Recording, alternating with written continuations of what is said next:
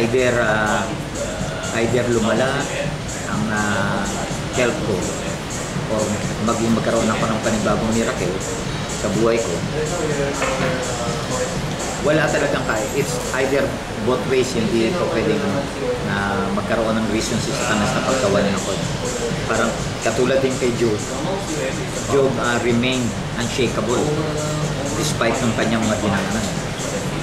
Sa akin, totoo lang yan. Sobra rin ang dinaanan ko. Alam mo, pinakamabigat ng dinaanan. It was not really regarding my health.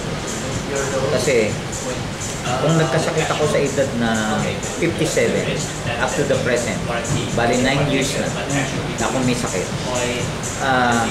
natutunan ko ng harapin yun at saka i-manage yung crisis ko my crisis in my health ay natutunan ko na ng paraan na i-manage.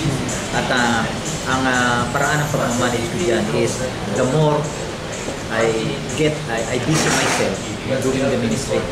Diba? Para talagang walang puwang. But ang pinakamabigat ko rito ng pinagdaanan is for me na kalikuran, deadmahin, at huwag pansinin ng mga pastor na during the past natulungan ko. Na sila mismo nagsasabi na I have been a part of their Christian life, na nasa Bible school pa lang sila, nag-minister ng mga awit ko at mga pagtuturo sa kanila, and it made them strong and determined na tapusin ang kanilang pagiging pag-aaral sa Bible school. Pero ito rin yung mga pastor na hindi man lang umintindi na ibig sabihin, literally, I texted them na sinabi ko may sakit ako, ipag-pray nyo ako at sana naman baka matulungan nyo rin ako. No, parang wala, ayun ang pinakamabigat na pinagdaanan ko.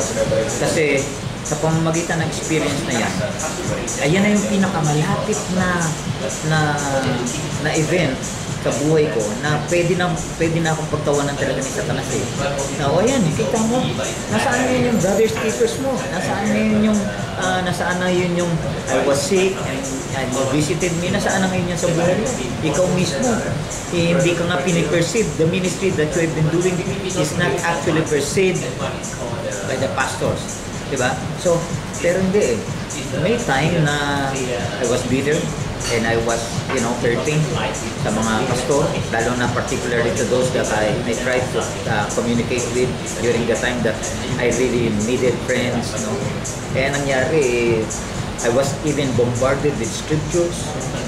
I was not even given kahit konti lang, maski hindi na nga nila ako natulungan na financially, maski pinatawa man lang nila ako o kaya kinomfort man lang nila ako personally. Isipin mo, alam mong kaibigan mong pastor, hindi man lang sabihin sa iyo na personal message na kamusta ka na tol, kamusta ka na brad, no? Hindi, biglang babatuhan ka lang na scriptures as if na pakiramdam mo tuloy, hindi ba ako born again?